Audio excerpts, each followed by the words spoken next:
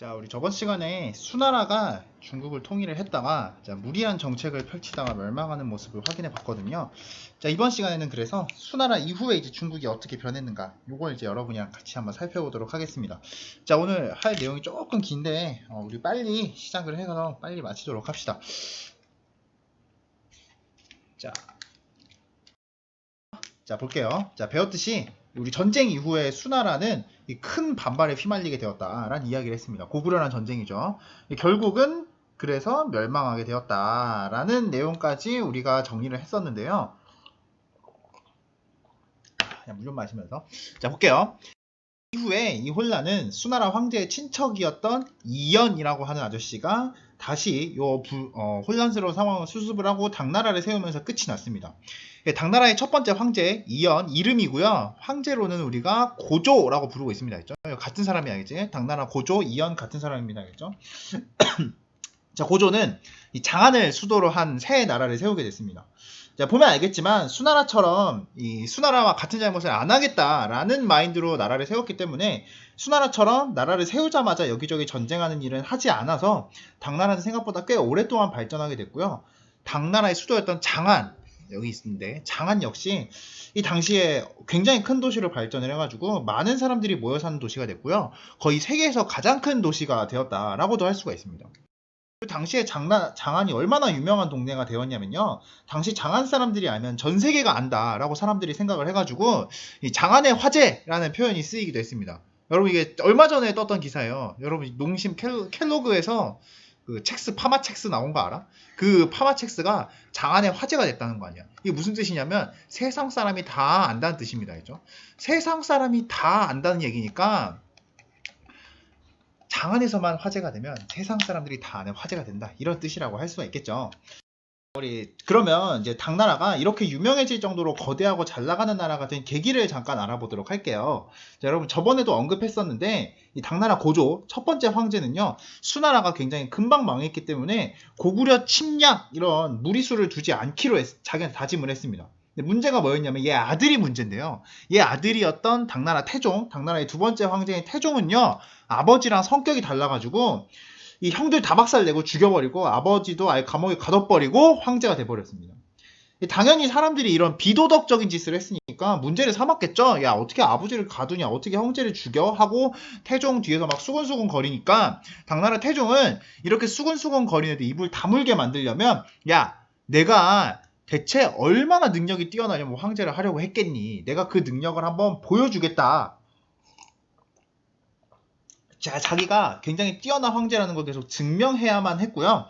그래서 이 시기 때 당나라 태종이 이 뛰어난 정치 능력을 발휘를 하게 되면서 당나라가 발전을 할 수 있게 되었다라는 내용을 하나 알아두고 우리가 그러면 당나라 태종이 나랏일을 어떻게 잘했길래 이렇게 나라가 발전하게 됐나 보도록 하겠습니다. 이 당나라 태종은요, 나랏일을 처리할 때 체계적이고 합리적인 과정으로 나랏일을 처리해야 된다라는 생각을 하게 됐는데요. 자, 여러분, 체계적이고 합리적으로 처리를 하려면 내 감정 따라서 내 마음대로 하는 게 아니라 법에 따라서 나라 일을 처리를 해야 됩니다. 알겠죠? 그래서 이때 당나라는요, 법을 굉장히 잘 만드는 방법을 연구하게 되었고요. 특히 법은 그냥 야, 이렇게 들어 라고 시키는 게 아니라 글로 꼭 써놓아야 된다고 생각을 했습니다. 여러분, 기억나요? 이렇게 글로 꼭 써놓은 요 동네의 법을 우리가 뭐라 부르느냐? 율령이라고 부릅니다. 율령. 그래서 이 당나라 태종 때 율령이라는 게 제대로 자리를 잡는 모습을 우리가 확인을 해보도록 할게요. 자, 이걸 확인해 보기 위해서 당나라에서 법을 만드는 과정을 우리가 같이 한번 살펴보도록 하겠습니다. 자, 여러분, 이 당나라 법, 정책을 만드는 가장 첫 시작점은요, 일단 문제를 인식을 해야 됩니다. 알겠죠? 자, 여러 신하들이 막 이것저것 상황을 보고를 하겠죠? 상황을 보고를 해서 이제 문제를 알게 되면, 자, 여러분 봅시다. 이 신하가 뭐라고 보고했어? 여러분이 온라인 클래스를 너무 안 듣는 거예요. 특히, 2학년 몇 반인지 여러분 알고 있겠지, 그치? 특히 막 잘 안 듣는단 말이에요. 그래서 이 문제를 보고를 하면 황제가 이제 상황을 알게 되겠죠. 그쵸? 자, 그래서 야, 모두 제때 들을 방법을 만들자라고 황제가 명령을 내렸습니다. 그럼 이제 신하들이 모여가지고 제때 들을 방법을 만들게 되겠죠. 여러분, 그래서 신하들이 이제 정책을 만들게 됩니다. 알겠죠? 자, 그럼 어떻게 정책을 만드느냐? 뭐 여러 가지 논의를 하겠지, 그치? 온라인 클래스 제때 안 듣는단 말이야? 그러면 우리 죽여버리자. 사형시키자. 라고 하는 애들이 있겠고, 사형은 좀 너무하니까 그냥 학교 다니기 싫은 것 같으니까 내쫓아버리는 건 어때? 하는 나름대로 의견을 지금 제시하고 있죠. 자, 여러분 이렇게 얘네들이 모여갖고 정책이나 법을 좀 만들었어요. 만들면 이게 이제 어디로 넘어가느냐? 바로 법을 실행하지 않습니다. 바로 법을 실행하지 않고 이 정책을 심의하게 되어 있습니다. 이게 제대로 된 법인지 아닌지. 자, 이런 정책을 심의하는 부서로 넘어와서요.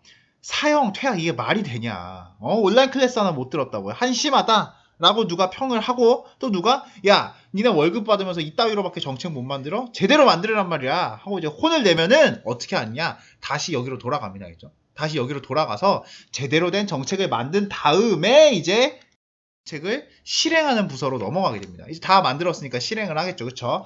자, 실행하는 부서는 실무를 잘 아는 부서들이 이제 그 법을 통해서 자, 친구야 걱정하지 마. 남아서 들으면 돼. 하고 알려주고 같이 남아서 듣고 하는 일을 얘네들이 담당하는 겁니다. 알겠죠?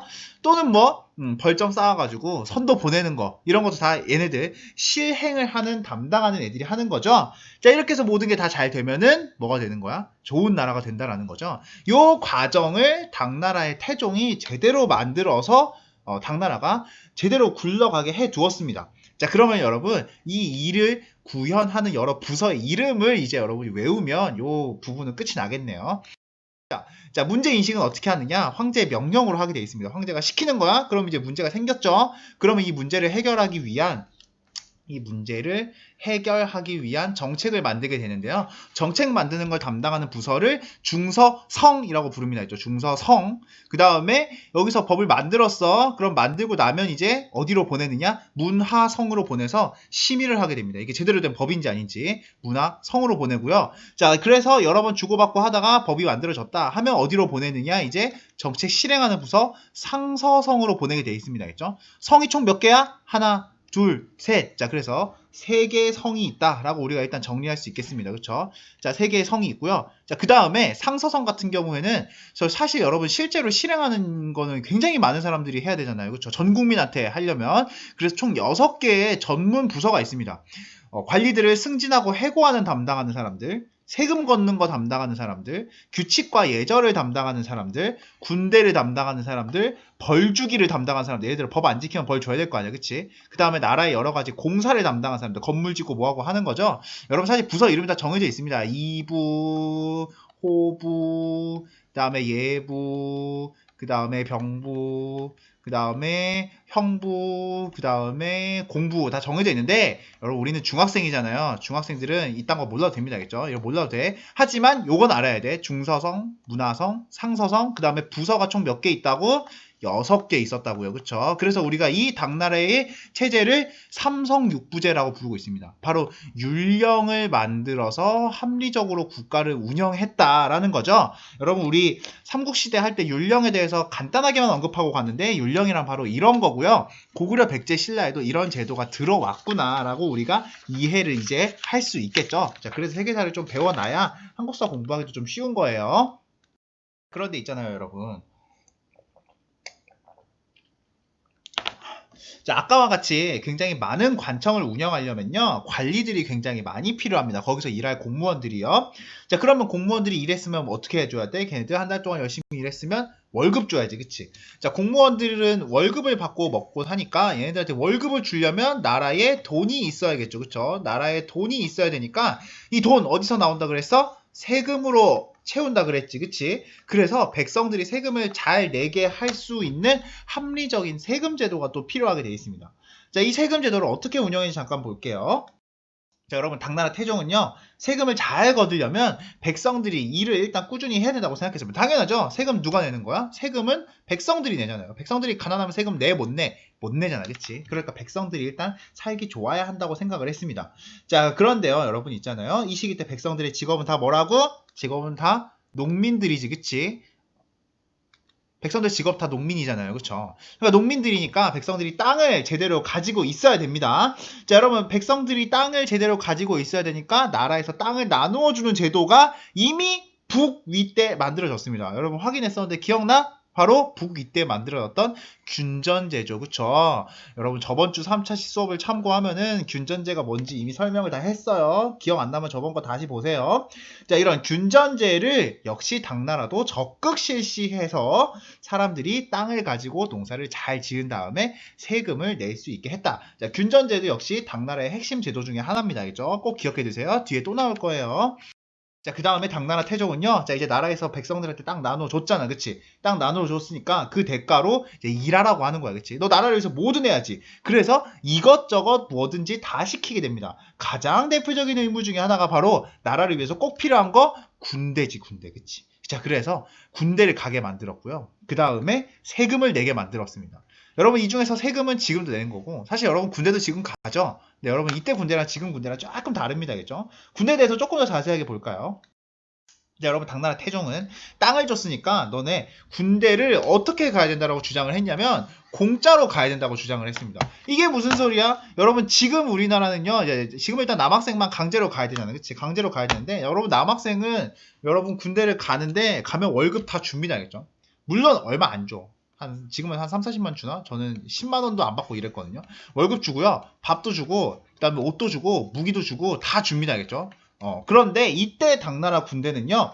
백성들이 군대 가는 건 당연히 가야 되는 거고 무기, 옷도 지들이 다 사가야 됩니다. 알죠? 여기는 지금은 총은 너무 비싸니까 못 사겠지. 그때는 총은 없었잖아. 그치? 그다음에 숙식 비용, 자기 뭐 먹고 자고 하는 것까지 다 자기가 직접 다 대야 됐습니다. 왜? 땅 받았잖아. 균전제를 통해서 땅을 받았으니까 이거 니들이 다 내라는 거야, 알겠죠?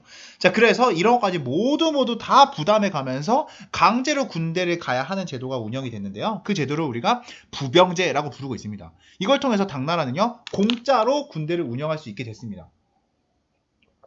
물론 장군들도 있고 이런 애들은 월급 줘야겠지, 그치? 하지만 일반 병사는 다 공짜로 갔다는 거죠. 하나 더, 그 다음에 세금도 내야 된다 그랬지, 그치? 군대 가기와 함께 세금을 내야 되는데요.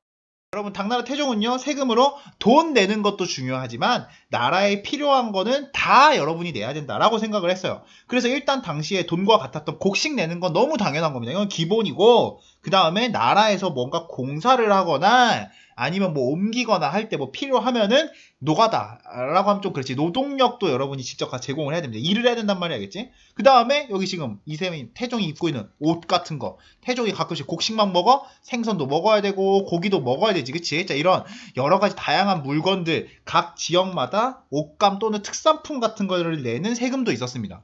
자, 이 세금제도 세 가지의 세금제도를 우리가 뭐라 부르느냐? 조용조 제도라고 부르고 있습니다, 알겠죠? 자, 여기에 곡식이란 뜻이고 이게 노동력이고요. 이게 특산품입니다. 알겠죠? 물론 여러분 실제로 이렇게 칼같이 이렇게 거둔 건 아니지만 어쨌든 이런 제도를 통해서 나라에 돈도 걷고 군대도 보내고 땅도 나눠주고 하면서 동시에 삼성 육부제까지 운영한 게 당나라 태종의 정책이었다. 꼭 기억하셔야 됩니다. 알겠죠? 우리 넘어갈게요. 자, 보겠습니다. 안정된 내부 정치 체제를 만든 다음에 당나라는 이제 바깥으로 계속 진출을 합니다. 어떻게 진출하느냐? 바로 오른쪽에 있었던 고구려. 자, 누구랑 손잡았어 이때? 신라랑 손 잡았었던 거 기억나죠? 그쵸? 신라랑 손 잡고 고구려 멸망시켜버리지, 그치? 자, 이제 당나라 땅이 됐습니다. 기억나죠? 자, 그 다음에 또 어떻게 했어? 서쪽으로 비단길을 확실하게 자기 걸로 만들기 위해서 서쪽으로 계속 진출을 하다가 서쪽에 있는 이슬람교를 믿는 사람들과 충돌하게 됐습니다. 여기는 이슬람교 믿는 사람들이 살고 있던 동네입니다. 알겠죠? 충돌을 하다가 나중에 전투까지 벌이게 되는데요. 유명한 전투 중에 하나 탈라스 전투를 벌이게 되는데 물론 근데 안타깝게 여기서 당나라가 패배합니다. 알겠죠? 자, 꼭 이것 때문은 아니지만 당나라가 전쟁에서 한번 패배하기 시작하면서 국내에서 점점 사람들이 그렇게까지 전쟁 잘하는 거 아니었네 라는 생각을 하기 시작하면서 당나라가 조금씩 흔들리기 시작하는데요. 자, 우리 이번에 당나라가 조금씩 어떻게 흔들리기 시작했느냐 계속 확인해 보도록 하겠습니다. 그 당시에 황제가 당나라 6대 황제였던 당나라 현종이었습니다. 자, 현종은 아주 일을 열심히 잘한 왕으로 소문이 나 있었는데요. 자, 문제는 얘가 나이가 들어가지고 여자 문제 때문에 또 문제가 생기게 됐습니다. 여러분 중국 황제들 항상 문제 생길 때마다 여자 문제 생기잖아요. 마지막 여자 문제입니다. 알겠죠?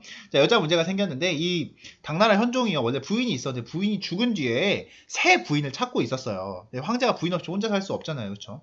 근데 신하들이 와가지고 야, 얘 예쁘지 않니? 얘 예쁘지 않아? 하고 막 여러 예쁜 여자들 사진을 쭉 보여주는데도 현종이 마음에 들어 하지 않는 거야. 내 취향이 아니라는 거죠. 자, 그래가지고 이때 당시에 현종의 취향이 대체 뭐냐 하고 신하들이 열심히 살펴봤는데 현종의 취향이 딱 있었습니다. 사실 알고 보니까 현종이 이미 마음에 둔 여자가 있었던 거야. 그게 누구였느냐? 바로 이 사람. 바로 이 사람이었습니다. 바로 이 사람. 양귀비라고 하는 사람이었는데요. 물론 본명 아닙니다. 했죠? 본명 아니야. 양씨 귀중한 왕비라는 뜻입니다. 했죠? 자, 어쨌든 양귀비를 아주 마음에 들어 했었는데요. 자, 이때 문제는 뭐냐면 양귀비는 이미 결혼을 한 상태였어요. 누구랑 결혼을 했냐면 현종 아들이랑 결혼을 한 상태였습니다. 현종이 지금 누구한테 반한 거야? 자기 며느리한테 반한 거죠. 그쵸? 며느리인데도 불구하고 완전히 마음을 빼앗겨가지고 아들내미 며느리를 빼앗을 정도니까 현종은 이미 여자한테 심하게 맛이 갔었구나 라는 거 우리가 확인할 수 있겠죠. 현종이 여자한테 푹 빠지면서부터 문제가 생기지 않을 수가 없어졌습니다. 계속 갈게요. 양귀비는요, 이 황제의 사랑을 받으면서 굉장한 권력을 손에 넣게 됐는데요. 실제로 걔 오빠였던 양국충이 이제 그 엄청난 권력을 휘두르게 됐습니다. 알겠죠? 양국충이 당시에 이제 예쁜 여동생을 둔 그런 예쁜 여동생을 두었다는 그 복을 받아가지고 얘가 왕의 사랑을 굉장히 많이 받게 됐거든요. 그래서 이 정치는 자기가 하겠다. 너는 이제 우리 예쁜 여동생이랑 열심히 놀아 하고 이제 자기가 모든 권력을 다 쥐고 흔들게 됐는데요. 양국충이 황제의 총애를 받으면서 상당한 권력을 휘두르게 되자 굉장한 불만을 품게 된 사람이 있었습니다. 자, 이전까지 왕의 사랑을 듬뿍 받았던 사람이었는데요. 그게 누구냐? 바로 알록산이라고 하는 이 장군이었습니다. 알죠? 얘가 군인이었는데요. 여러분, 이 알록산은 아까 봤던 양귀비의 추천으로 당나라의 장군이 된 사람이었습니다. 싸움을 정말 잘했다고 합니다. 춤도 굉장히 잘 췄대요. 이 현종이 좋아하던 엄청나게 아름다운 춤을 춰가지고 이제 여러분 보면 알겠죠. 굉장히 뚱뚱했는데 아주 몸날림이 날렵해가지고요. 막 몸을 막 휘둘리는 그런 춤을 많이 췄대요. 막 빙글빙글 도는 춤을. 이 당시에 현종이 이 양귀비한테 본격적으로 빠지게 되면서 둘 사이가 나빠지기 시작한 거예요. 이제 이 알록산이랑 양귀비도 사이가 나빠지고 알록산이랑 현종도 사이가 나빠졌습니다. 근데 또 문제가 뭐였냐면요. 사실 이 둘은 양아들 관계였어요. 양귀비가 새엄마가 됐고 알록산은 아들이었습니다. 이 당시에. 여러분 이 사진만 봐도 알겠지만 얘가 나이가 더 많습니다. 알록산이 나이가 더 많은데 나이가 더 어린 애한테 아들로 들어간 거죠. 이것도 웃기는 일인데 더 문제가 뭐냐면요. 이 둘은 아들과 엄마 관계였으면서 서로 애인 사이였습니다. 개 막장 그 자체죠. 그쵸? 서로 불륜 관계였는데 이 불륜 관계가 나중에 이 황제한테 들킬 것 같으니까 이 양귀비가 모함을 해서 알록산을 현종한테서 버림받게 만들었어요. 그렇게 되자 이제 알록산 대신에 양귀비의 오빠였던 양국충이 대신 정치를 하게 되고 알록산은 분노를 품게 된 거죠. 그쵸? 알록산 이렇게 쫓겨나고 나니까 열이 받았겠지. 그치? 그래서 열이 받으니까 어떻게 한 거야? 이 빡친 알록산이 그냥 물러나지 않고 반란을 일으키게 됐습니다. 이 사건을 우리가 알록산의 난이라고 부르고 있는데요. 알록산은 일단 당시 자기를 버렸던 현종과 양귀비한테 복수하기 위해서 양귀비한테는 반란을 일으킨 다음에 자살을 강요해가지고 죽여버리고 그 다음에 현종은 열심히 쫓아가서 아예 현종이 도망을 가게 만들어버렸습니다. 여기서 문제가 된 게 뭐냐면 사실 알록산은 이제 황제가 돼야겠다라고 생각 다 하고 있었는데 알록산이 너무너무 뚱뚱했다는 거예요. 당시 정말 어느 정도였냐면 이 밑에를 보면은 다리가 안 보일 정도였다고 합니다. 건강이 위협될 정도로 이 뚱뚱했다는 게 문제가 됐습니다. 특히 누가 이렇게 걱정했느냐? 이 아들내미가 크게 걱정을 한 거야. 얘 아들인데 아버지가 갑자기 돌아가시면 같이 반란 일으킨 나도 죽게 될 거 아니에요. 그쵸? 그래서 이 아들이 갑자기 아버지가 돌아가실까봐 너무 걱정이 돼가지고 아버지가 갑자기 돌아가시기 전에 이 문제를 해결해야겠다. 어떻게 하면 돼? 갑자기 돌아가시지 않게 하면 되겠죠. 그래서 아들이 아버지를 죽여버렸습니다. 우리 아버지가 갑자기 돌아가시는 것보다 그냥 내가 죽이는 게 낫겠다 라고 생각을 해서 아버지를 죽여버리고 자기가 반란군의 대장이 되었습니다. 진짜 웃긴 일이죠. 그렇죠? 자, 아버지를 죽인 뒤에 알록산의 아들이 나 이제 황제 될 거야 하고 선언을 하면서 이 대장이 되려고 하니까 이번에는 알록산의 원래 부하였던 사사명이 어떻게 그런 나쁜 놈이 황제가 될 수 있느냐. 너는 절대 황제 못 된다 하면서 들고 일어나가지고 결국 알록산의 아들을 죽여버리고 자기가 오히려 황제로 올라가게 됐습니다. 자, 그래서 우리가 이 사건을 알록산과 사사명 둘 다 일으킨 반란이라고 해서 뭐라 부르느냐? 알록산 사사명의 반란, 안사의 난이라고 부르고 있습니다. 더 웃긴 건 사사명도 나중에 아들한테 죽습니다. 알겠죠? 자, 일단 현종의 아들이 숙종이 여기저기서 이 안사의 난을 진입할 사람들을 막 끌고 와가지고 안사의 난을 진압하긴 했는데요. 문제가 뭐냐면 이미 당나라의 여러 사람들은요, 황제가 여자에 미쳐서 나라를 말아먹었다, 그리고 도망다니는 황제는 너무너무 무능하다라며 황제를 크게 욕하기 시작하면서 이 당시에 황제의 권위가 아주 떨어지게 됐습니다. 자, 여러분, 황제권이 박살나면서 황제가 세금을 걷는 것도 굉장히 어려워졌고요. 아까 배웠었던 균전제, 조용조, 부병제 제도 있잖아요. 그쵸?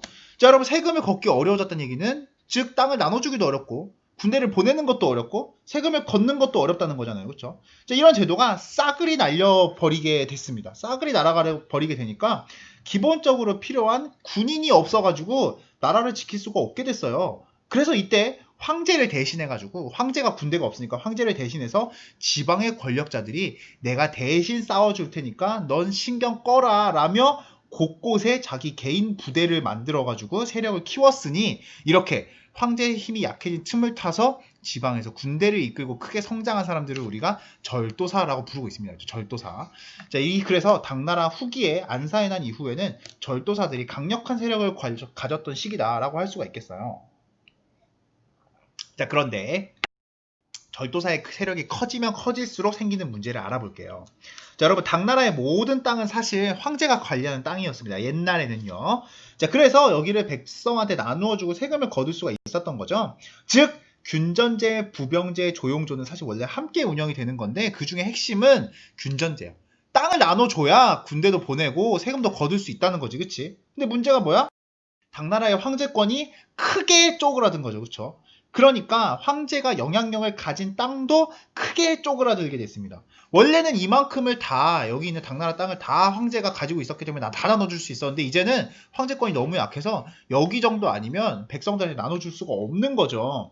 자, 그러다 보니까 백성들한테 나누어줄 땅이 크게 모자라게 돼가지고, 이러면 어떻게 되는 거야? 땅 못 나눠주는 거지, 그치? 그러니까 어떻게 돼? 균전제가 붕괴하게 되는 거죠. 자, 균전제가 무너지니까요. 균전제가 무너졌다고 하더라도 세금은 필요하잖아, 그치? 나라에 필요한 돈이 줄어드는 건 아니니까 땅은 안 주고 있는데 세금은 계속 걷어가는 어이없는 상황이 이어지게 됐습니다. 그러다 보니까 결국 백성들이 크게 불만을 가진 거죠. 땅도 못 나눠주면서 왜 나한테 자꾸 세금 걷어가고, 이게 다 황제가 못난 놈이라서 그래. 당나라는 없어져 버려야 돼. 라며 백성들의 불만이 점점 커지게 됐고요. 백성들의 불만이 점점 커지면 백성들은 결국 뭐 한다 그랬어? 반란을 일으킨다 그랬지, 그치? 농민 반란이 황소의 난이 일어났습니다. 여기서 황소는요, 사람 이름입니다, 그죠, 여러분? 진짜 황소를 부르는 게 아니라 사람 이름 황소를 말하는 거예요. 자, 결국 황소의 난으로 인해서 당나라는 이걸 진압할 힘도 없었습니다. 군인이 없으니까요. 그래서 결국 당 정부는 멸망하게 됐고요. 당 정부는 멸망하고 이후에 절도사들이 새 나라를 세우는 지경까지 가게 됐으니 그거는 우리가 다음 단원까지 가서 살펴보도록 하겠습니다. 자, 우리 학습지 여기까지 한번 살펴볼게요. 자, 볼게. 당나라가 건국됐죠. 장안을 수도로 건국했고요. 자, 태종이 통치체제를 정비했는데 삼성육부제라고 부르고요. 자, 이때 율령체제가 만들어지는 겁니다. 이제 율령체제. 자, 계속 보겠습니다. 자, 이슬람과의 탈라스 전투에서 패배하고 이후에 안사의 난으로 국가의 위기가 찾아왔고요. 자, 그러나 절도사들이 이때 크게 성장하게 됐다는 것. 당연히 황제권은 약해지는구나. 같이 한번 정리해 볼게요. 황제권 떨어진다. 자, 그러다 보니 절도사는 성장하고 농민은 반란하게 됐으니 황소의 난으로 당나라 정부는 결국 나중에 멸망까지 하게 됩니다. 자, 우리 하나 더 학습지 정리할게요. 자, 보겠습니다. 율령체제라고 부릅니다. 당의 통치 제도인데 정확하게는 율령체제라는 표현을 많이 쓰고요. 그때 있었던 여러 가지 부서 이름 3가지는 기억해 두셔야 됩니다. 정책을 수립하는 거 중서성, 심의하는 거 문화성, 집행하는 거 상서성. 왜 알아야 되느냐? 요거 나중에 우리 고려사 할 때 이 이름 그대로 나올 거니까 기억하셔야 됩니다. 알겠죠? 자, 그 다음에 농민 지배체제, 농민들 세금 뜯어가는 체제, 토지를 주는 거 균전제. 그 다음에 농민을 군민으로 농민을 복무시키는 제도 부병제. 그 다음에 세금 걷는 거 조용조. 아까도 말했지만 이게 있어야 이게 가능하다라고 했습니다. 알겠죠? 여러분, 우리 문화사까지 하고 오늘 수업 마칠게요. 자, 여러분, 순환화 때 과거제를 시행하면서 귀족 세력을 약화시키고 황제 중심의 나라를 만들려고 했다라고 했던 거 맞는 말이긴 한데요. 문제가 뭐냐면 당나라 때 실제로 과거제를 해보니까 이게 생각대로 흘러가지가 않았어요. 자, 왜 그런지 잠깐 볼게요. 자, 여러분 과거 시험은 이렇게 3단계로 이루어지는데요. 자, 여러분 이게 동네 시험 치고 국가 시험 치고 면접 시험 치고 그다음에 과거 합격을 하는데 여기서부터 여기까지는 필기 시험입니다. 필기 시험. 이 필기 시험이 좀 문제예요. 뭔 문제인지 잠깐 우리 볼게요. 자, 이 필기 시험을 잠깐 알아볼 건데 이 시험을 칠 때는요. 정말 너무나 많은 책을 읽어야 되는 거예요. 사기, 춘추, 뭐 논어, 맹자, 한서, 예기, 뭐 철학책, 역사책 등등등. 정말로 많은 책을 읽어야 되기 때문에 사실 여러분 있잖아요. 이렇게 많은 책을 읽을 수 있는 건 시간이 아주 많은 애들, 부자라서 공부만 해도 되는 애들만 사실 이 책을 다 읽을 수 있었고 과거에 합격할 수 있었다고 봐야 돼요. 즉 농민들이 이 책을 싹 다 읽어가지고 과거에 합격한다? 이거 거의 불가능에 가깝습니다. 그죠? 실제로 이 필기시험을 통과하는 거는 대부분 귀족이었어요. 근데 더 문제가 뭐냐면 면접 시험이 더 문제입니다. 왜 더 문제냐면요. 이 면접 시험은 글씨체와 말투가 우아한지 안 한지를 시험을 쳤는데 여기서 우아하다는 건 뭘 얘기하는 거냐면요. 귀족이 쓰는 글씨체와 귀족이 쓰는 말투인지를 테스트를 했다는 거죠. 그럼 결국 그거 다 누가 쓰는 거야? 다 귀족이 쓰는 거지, 그치? 그러니까 합격자는 사실 거의 다 귀족이었어요. 그러니까 결국 당나라는 아직 모든 대부분의 관료들이 거의 다 귀족이었기 때문에 사실 당나라는 아주 귀족적인 사회였다라고 할 수 있겠고요. 여러 가지 예술품 같은 걸 봐도요. 굉장히 사치스럽게 생긴, 호화롭게 생긴 물건들이 많았습니다. 자, 그래서 우리 당나라의 문화는 귀족적이다. 하나 정리를 하시고 다음 내용으로 넘어갈게요. 여러분 수나라가 중국인과 유목비족의 혼혈이었다라고 이미 정리를 했었는데요. 자, 여러분 당나라 황제도 크게 차이 나지 않습니다. 그렇죠? 중국인의 성격을 가지고 있으면서 동시에 말타는 부족의 성격까지 다 가지고 있는 굉장히 다양한 성격을 가진 황제들이었기 때문에 당나라 역시 한 가지만 고집하지 않고 굉장히 열려있는 그런 나라였고요. 그래서 우리가 당나라의 문화의 특징 중에 하나를 개방적이다라고 우리가 많이 이야기하고 있어요. 특히 여러분 이 지도에 표시된 보라색으로 표시된 길, 파란색으로 표시된 길 보여? 비단길, 바닷길 이런 것을 아주 적극 활용해갖고 다양한 문화를 접하게 됐고요. 그래서 장안에 가면요. 온갖 종교인들은 다 있었습니다. 공자를 좋아하는 유학자도 있었고 잠깐만 볼게요. 유학자 있었지. 그 다음에 서양에서 만들어진 크리스트교, 기독교도도 있었습니다. 이슬람교도 있고요. 불교도 있고 그 다음에 뭐 도교니 뭐 이런 종교까지 다 여기서 살았습니다. 그죠? 자, 그러니 굉장히 개방적인 사회였다. 이렇게 많은 종교인들이 모여있는데도 싸움이 없었습니다. 자, 특히 이렇게 개방적인 사회다 보니까 문화를 전파하는 것도 아주 활발하게 이루어졌는데요. 탈라스 전투에서 당나라가 패배했을 때 이슬람 애들이요. 종이 만드는 기술자를 잡아가서 이 발달한 문화를 종이 문화를 유럽에까지 전파할 정도였습니다. 이때 만들어진 종이 만드는 기술이 유럽에 전파해서 유럽에 큰 변화를 일으키게 됐으니 그건 우리가 서양 역사를 볼 때 잠깐 다시 확인해 보도록 할게요. 자, 여러분 이렇게 당나라는 안정된 국력, 개방적인 문화를 바탕으로 한자 문화, 율령을 만들었던 거 아까 확인했죠. 그 다음에 유교, 불교 같은 선진적인 문화를 열심히 전파하게 되어서 동아시아 여러 국가들이라고 하면은 모두 한자, 여러분 한자 한 번씩 본 적 있죠. 불교, 그 다음에 이 법, 우리나라에도 유교적인 거 있지. 어른을 공경해라 이런 거 있잖아요. 그렇죠? 자, 그런 걸 동아시아의 여러 국가들이 공유하게 되었다라는 거 하나 확인하시고 우리 학습지 정리하고 오늘 수업 마칠게요. 조금 길었네요, 오늘. 당나라의 문화 귀족적이면서 국제적이다. 자, 개방적이다. 그 다음에 탈라스 전투 이후 제지술이 이슬람으로 전파되기도 했고요. 제지술은요, 조금 쉬운 말로 풀이하자면 종이 제작하는, 만드는 기술입니다. 알죠? 자, 동아시아 문화의 여러 요소가 퍼지게 됩니다. 한자, 율령, 유교, 불교. 자, 이 정도는 여러분 상식이가 기억하시고요. 자, 우리 오늘 수업 길었는데 수고 많으셨고요. 우리는 다음 주에 만나도록 하겠습니다.